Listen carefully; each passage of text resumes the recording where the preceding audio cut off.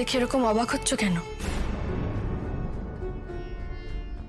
কেন এসেছো তুমি এখানে? কারণ অন্য কোথাও গেলে আমার সমস্যার সমাধান হতো না অনির্বাণ। আমার কাছে সমস্যার সমাধান নেই রাই। তাই তুমি ভুল জায়গায় এসেছো। চলে যাও এখান থেকে, প্লিজ, ফর গড সেক চলে যাও এখান থেকে। রাই, আমাদের এই সমস্যার সমাধান মিলবে না কোনোদিনও।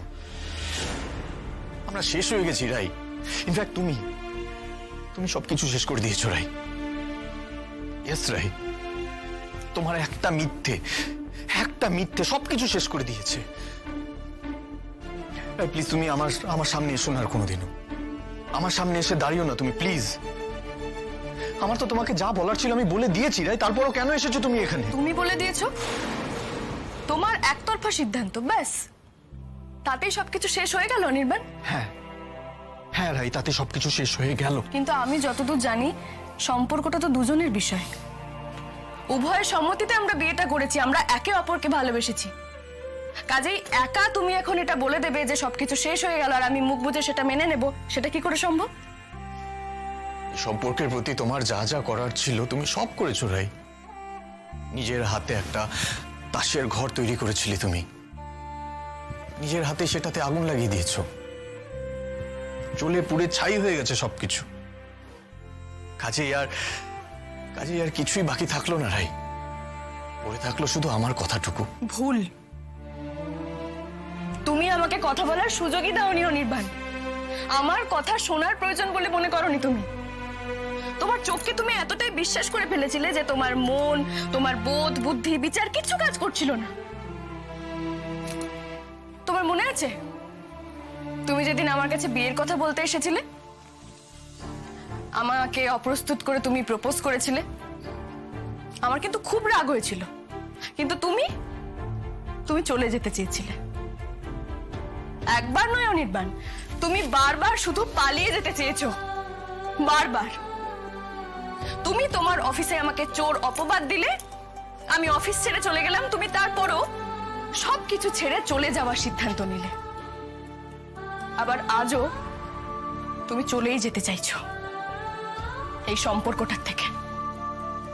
ভালো করে একবার নিজের দিকে তাকিয়ে দেখো তো অনির্বাণ, প্রশ্ন করো নিজেকে।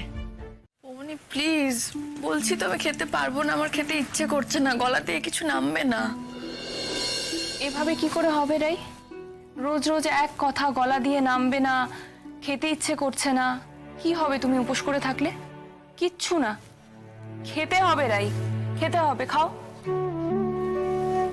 রাই, নিজেকে শক্ত রাখতে হবে, লড়াই করার জন্য নিজেকে তৈরি রাখতে হবে। এখনো তো অনেকটা পথ বাকি, নাকি? কার জন্য লড়াই করবো বৌমনি? কার সঙ্গে লড়াই করবো আমি? আমার কুরুক্ষেত্রেও যে আমার চারপাশে কেবল প্রিয়জন, যে সমস্ত প্রিয়জনেরা আমাকে এতটুকু ভালোবাসে না, এতটুকু বিশ্বাস করে না, এতটুকু ভরসা নেই কারোর আমার উপর। লড়াই তো তখনই করা যায় যখন তুমি জানো যে তোমার ভালোবাসার মানুষগুলো তোমাকে বিশ্বাস করে, আর তাদের বিশ্বাসটা তোমাকে জেতাতে হবে। ব্যাস ব্যাস, এইটুকু জানলেই তো লড়ে যাওয়া যায়। কাল সকালে আমি একবার রায়ের কাছে যাব।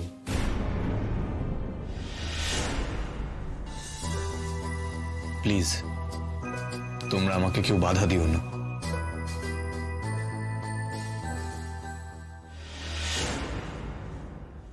তা রায়কে গিয়ে কি বলবে? বলবো আমি ভুল করেছি। তুমি ভুল করেছো মানে? তাহলে এই ছবিগুলো, সেগুলো ভুল না মিথ্যে? বাপি, রায় আমাকে যে কথাগুলো বলেছিল আমি সেই কথাগুলো নিজের কানেই তুলিনি, আর সেখানেই আমার ভুলটা হয়েছে। আমি রাগের মাথায় অন্ধ হয়ে গেছিলাম। নিজের লজিকগুলোকে বিসর্জন দিয়ে আমি রায়কে অপমান করেছি, কষ্ট দিয়েছি রায়কে। পরে ঠান্ডা মাথায় ভেবে দেখলাম আমারই ভুল ছিল।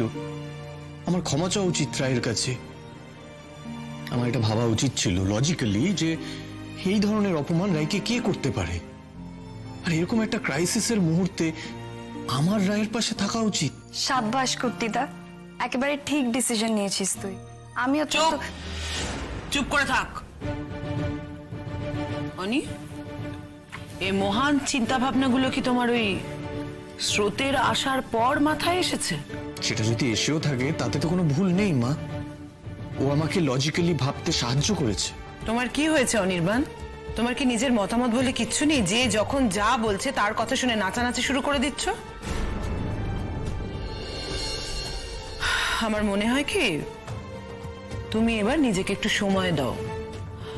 তুমি বড্ড তাড়াহুড়ো করে ভাবছো। আমার মনে হয় আমি নিজেকে যতটা বেশি সময় দেব, রায়ের কাছে যেতে আমার ততটাই দেরি হয়ে যাবে। I am really feeling guilty মা। আইনত রায় আমার স্ত্রী, এটা আমার ভাবা উচিত। একটা মেয়ের ওই ধরনের ছবি দেখে কতটা কষ্ট পেতে পারে সে। আমি তো রায়কে খুব ভালো করে চিনি। ও ওই ধরনের মেয়েই নয়। ওই ছবিগুলো সব ফেক, মিথ্যে। জেঠিমা, তোমরা কিছু মনে করো না। এই বিষয়টাতে কিন্তু আমি, শর্মী, আমরা দুজনেই কুটিদার সঙ্গে একমত। আমাদের দুজনেরই মনে হয় এখন অন্তত রায়ের ব্যাপারে আমাদের একটু সিম্প্যাথেটিক হওয়া উচিত। আর কুটিদা, এসব অস্ত্র দিয়ে একটা মেয়েকে খুব সহজে ঘায়েল করা যায়। সেই কারণেই হয়তো যে বা যারা তোমাদের ক্ষতি করতে চাইছে তারা এই পথটাই বেছে নিয়েছে। আমার কিন্তু মনে হয়